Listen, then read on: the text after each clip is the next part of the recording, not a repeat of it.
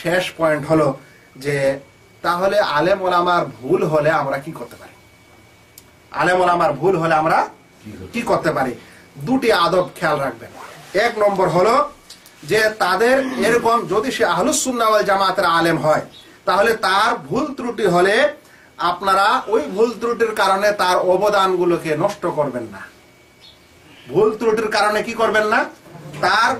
তার অবদান যেগুলো রয়েছে সেই বিষয়গুলোকে আপনি মানে শেষ করে দিবেন না, মুছে দিবেন না, ওগুলোর ব্যাপারে কটূক্তি করবেন না, এক নম্বর।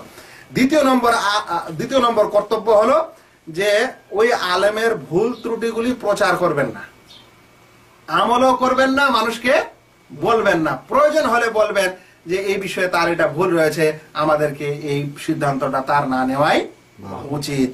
মনে রাখবেন এই আদবটা বজায় রাখতে হবে আহলুস সুন্নাহ ওয়াল জামাতের ওলামাদের সম্পর্কে। মানে কেউ যদি বিদআতি আলেম হয় তাহলে তার এই ভুল ত্রুটি বলা আমাদের উপর জরুরি। আর বেদাতি কোনো আলেমই হয় না। বেদাতি কি হয় না? আলেমই হয় না। কারণ বেদাত ইসলামে হালাল না হারাম?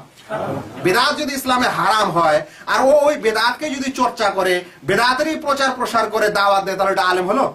তো সেই জন্য অনেক আমাদের সালাফে সালেহিন কথা বলেছেন যে বেদাতি আসলে কোনো আলেম হয় না।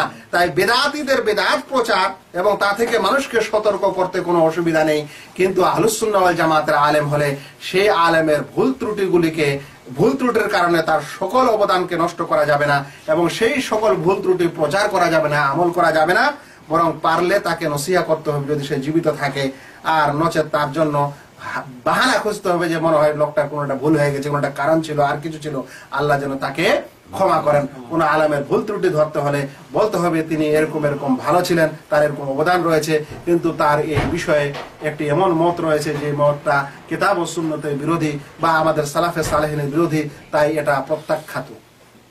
আমি আশা করি আজকে আপনাদের আলোচনা বুঝাতে পেরেছি। আলোচনার সারাংশ হলো সাধারণত এই যে আলেম কোন মানুষ আশা ও আকাঙ্ক্ষা করলেই হওয়া যায় না। আলেম হতে গেলে কোরআন মজিদের আয়াতের সমস্ত বিধানের আয়াতগুলির জ্ঞান রাখতে হবে, অনুরূপ হাদিসগুলির জ্ঞান রাখতে হবে, অনুরূপ ফিকহ এবং উসুলে ফিকহের জ্ঞান রাখতে হবে, উসুলে হাদিসের জ্ঞান রাখতে হবে, নাসিখ মানসুখের জ্ঞান রাখতে হবে এবং ইজমার জ্ঞান রাখতে হবে। এবং ওনারব হলে সবচেয়ে প্রথমে তাকে আরবি ভাষা এবং কোরআন ও হাদিসের ওই ভাষাকে বোঝার যোগ্যতা রাখতে হবে।